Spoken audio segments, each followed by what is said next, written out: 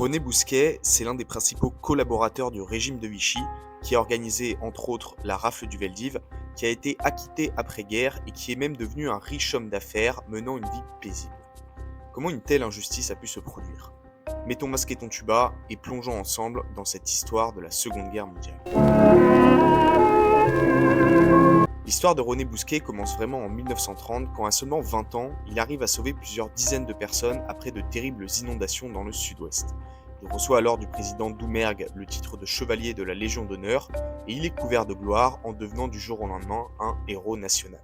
Cette prouesse propulse sa carrière administrative, l'une des plus brillantes de l'histoire de France.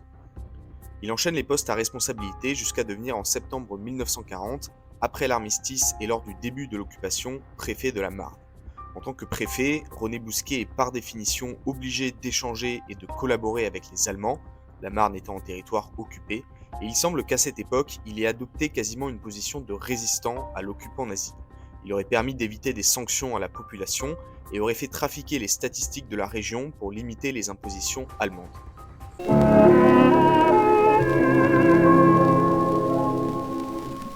Mais alors, ce n'était pas un collabo. Eh bien si, mais c'est en avril 1942 que René Bousquet rentre vraiment en scène. À cette période, l'occupation se durcit considérablement. Les Allemands exigent le retour de Pierre Laval, le collaborateur le plus enthousiaste et le plus dévoué aux Allemands, on le surnomme d'ailleurs le laquais du Reich, à la présidence du Conseil de Vichy. Pour rappel, c'est le général Pétain qui avait congédié Laval en décembre 1940 car il ne supportait pas sa collaboration excessive avec l'occupant qui allait attiser la haine de l'ensemble du peuple français. Pierre Laval fait nommer René Bousquet secrétaire général de la police de Vichy en avril 1942. De ce fait, René Bousquet devient l'interlocuteur obligé des chefs de la SS de la zone occupée pour toutes les questions de police. René Bousquet s'engage alors dans un combat, celui de maintenir les prérogatives de la police française dans la zone libre de Vichy et celui de rétablir les prérogatives de la police française en zone occupée au nord. Autrement dit, il souhaite maintenir la Gestapo à l'écart des affaires policières françaises.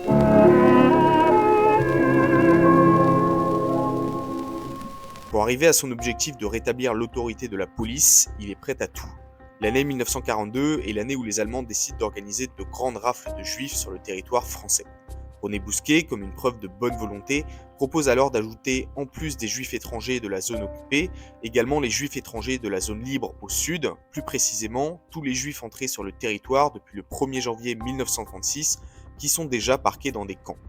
Les 16 et 17 juillet 1942, la grande rafle du Veldiv est organisée par la police française et supervisée par René Bousquet.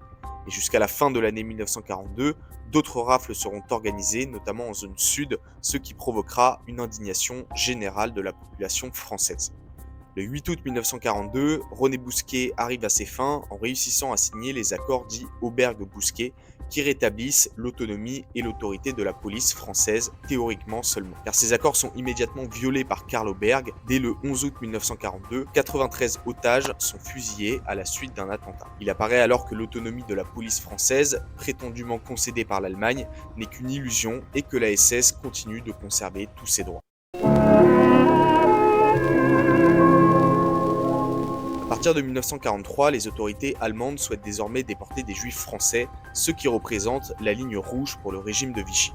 Pour la première fois, Vichy dit clairement non aux Allemands, du moins pour associer la police française à ces rafles.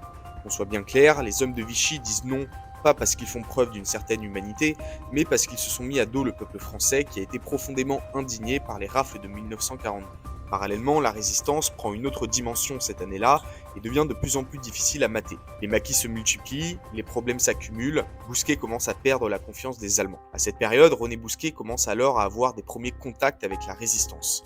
Il faut bien comprendre le contexte de 1943, à savoir que l'état d'esprit commence à changer. Les Alliés ont débarqué en Afrique du Nord et les Allemands enregistrent leur première grande défaite sur le front de l'Est. Il est plus que probable maintenant que l'Allemagne perde la guerre. Bousquet n'est pas bête et sent bien que le vent est en train de tourner, ce qui explique pourquoi il se tourne vers la résistance. Il va par exemple avertir à plusieurs reprises certains résistants, parmi lesquels un François Mitterrand, des risques imminents d'arrestation par la Gestapo. Bousquet finit par être limogé par les Allemands et remplacé par Joseph Darnan le 31 décembre 1943. À Après quelques mois de vadrouille, il est arrêté par la Gestapo le 9 juin 1944, mais il est néanmoins très bien traité en raison de l'amitié que lui porte toujours Karl Auberg. Il sera incarcéré à la prison de Fresnes à partir du 18 mai 1945 et il y restera jusqu'au 1er juillet 1948. L'acquittement de René Bousquet lors de son procès résulte d'un concours de circonstances. Lorsqu'il comparaît en 1949, l'épuration d'après-guerre commence à marquer le pas. Les Français veulent tourner la page et sont davantage préoccupés par les nouveaux enjeux de la guerre froide et par la reconstruction du pays. René Bousquet va alors tirer tout le parti possible de ses contacts tardifs avec la résistance française et aussi de son attitude ferme et exemplaire lorsqu'il était préfet de la Marne au début de la guerre. C'est d'ailleurs sur ce point que fut introduit le procès.